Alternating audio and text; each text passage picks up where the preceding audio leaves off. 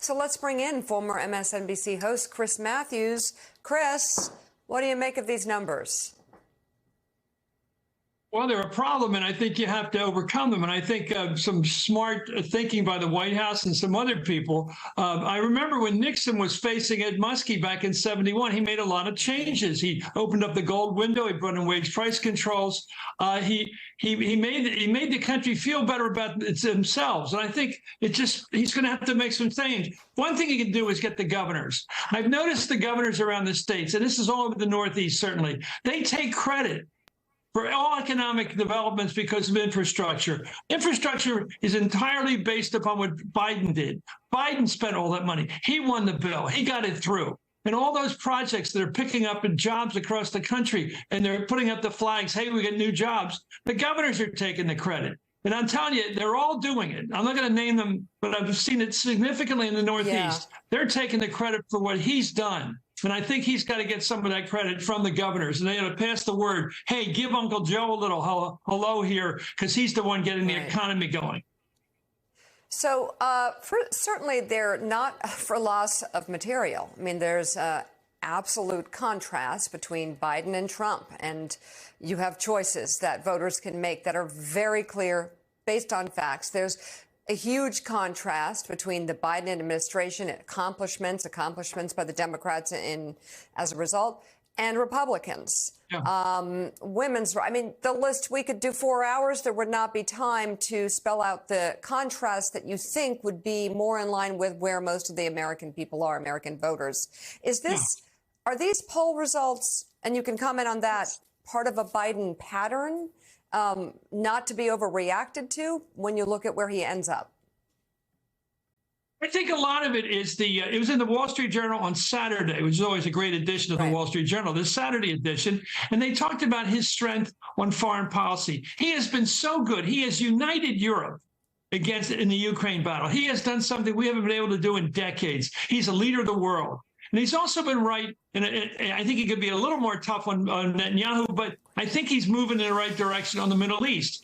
And he's had to deal with the Taiwan situation. It just may be that he's been so forceful on foreign policy that that's all the headlines. So if you're 20 years old and you've got a college loan or whatever, and you may not be making a lot of money yet, you're looking at the president on foreign policy. He seems to be out there all the time as the leader of the world.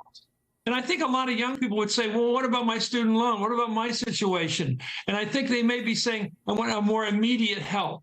And so it could be, just thinking here, he's getting a lot of headlines about foreign policy and his position on Netanyahu and what he's doing and pushing him to a two-state solution and trying to keep Ukraine surviving as a country and saving Europe from Russia. All these good things, and avoiding a war in the Taiwan Straits, all these are good things to do, but they're all headlines, Mika. And it could be the headlines make him seem remote, distant from their own economic situations. I'm just guessing, but that would be, you only think of one thing at a time. I mean, that's the way people are. They're thinking about one thing. I'm thinking about Ukraine. I think he's thinking about Ukraine a lot.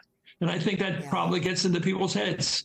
So the White House believes, Chris, that the president will get credit for trying on student loans because most of his efforts have been blocked by the courts. But you're right. That's a piece of this. And there seems to be, and a lot of Democrats have sounded the alarm to me about the enthusiasm gap. Donald Trump, for all of his flaws, and as Mika said, there are many, he does excite the Republican base. And we know that his diehards will be out there next November if he is the nominee. There's concern, though, among Democrats that some of the core pieces of the Democratic base, young voters, voters of color, particularly young voters of color, may not be. And not that they would break for Trump. I think we're all a little skeptical of some of the polling, but they might just stay home. And that in itself would be the difference. So how does Biden address that enthusiasm? That is a problem. Let's take a look at Philadelphia. We're always talking about Pennsylvania as the Keystone State, and it is going to be the Keystone State, I believe, next year.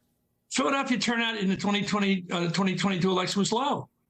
And there are a lot of reasons for that historically, but it was low. And you can't make people vote. You got to get out there and rally them. You got to excite them. And I think that is a challenge in the city where they're going to get the great Democratic majorities, of course, 500,000 vote majorities, perhaps. And then you get the suburbs. I think women are excited by the fact of the horror they're facing, of the president saying, I want women to suffer. over abortion decisions. I mean, that's a horrible thing to say in the first instance, but politically, it's horrible that you say something like that to people who are the victim group. And if your policies, you're the one, Donald Trump, of getting rid of Roe v. Wade. You did it. You got those 3 judges in the court, and so you're responsible for that one thing. You did it. So I think that's a case where the women and the men in the suburbs too are going to say, this guy's wrong on an issue that really matters to me. I think that's already there. Well, Chris, before we close out the block here, I'd love to hear your thoughts on the passing of Rosalynn Carter. I think of the paradox of this woman, so subtle, so elegant, so graceful, so patient, and yet so extremely powerful and impactful. Well, I've been listening to you this morning, and you are amazing about your personal experience with her as a sort of a mother figure. I have to tell you, I got a couple issues, a couple of memories that are very strong as a speechwriter for President Carter.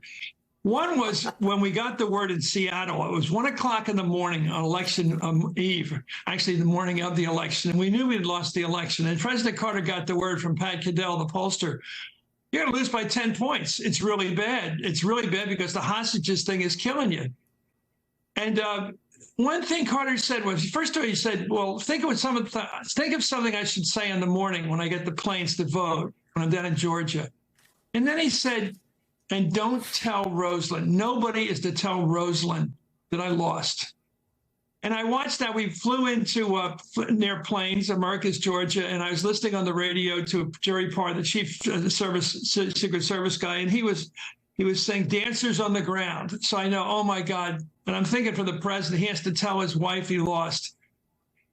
And then later on in the old depot in Plains, Georgia, I looked up in the window and there they were, the 2 of them in that little room in that train depot. And he had to tell her then. And so it was a sad moment for them. And for a long time, it was a very sad moment. But he was trying to protect her. You know, their partnership was real, Mika, and you know more than anybody, but it was real. But, you know, in the beginning, she didn't want to give up that life in the military. I mean, he was going to be an admiral at least. He was going to be a flag officer of the highest rank, probably be in Pearl Harbor, some incredibly glamorous place. And she didn't want to give that up. And he told me that when they were driving down from Schenectady all the way to Plains, when he decided to go down to become a politician, basically, she wouldn't talk to him in the car. In fact, she would say to one of her sons, tell your father that your mother has to go to the bathroom. I mean, it was really cold. He said, Carter told me it took her a year to get over his decision to go back to what he called this dinky town of Plains, Georgia, this dinky town. Well, of course, when he started to win elections, he won the state senate, he won the governorship, he won the presidency. Of course, she perked up and did enjoy as she said in the tape there with Lester, I love politics. Well, she did come to love it. But she also come to love the hammer and nails. I mean, I saw them down in Tijuana, Mexico, doing Habitat for Humanity. And there she was, hauling 2x4s around with a nail apron on, and she was totally into it. So, I mean, they were real partners, and I knew he was to her, and he has said so. And I don't think he's going to make it very long after without her. I think she's was a huge part of his life, and there you see working on. There she is with her hammer. I don't know if she has the nail apron on, but they're doing all the woodwork there together, and it's they are real partners. You can see it right there. Well, you know, when he was 3 years old, I believe, he met her when she was born. She doesn't know life without him, and he barely knows life without her. A true partnership, a true love story. It sure were. Chris Matthews, thank you very much. I love your stories, Mika. I love your stories, Mika. They're real. Thanks. They're very real. About you and Brzezinski, the great man. The great man, yeah. Thank you. He was very charmed by her. Thank you, Chris. All right.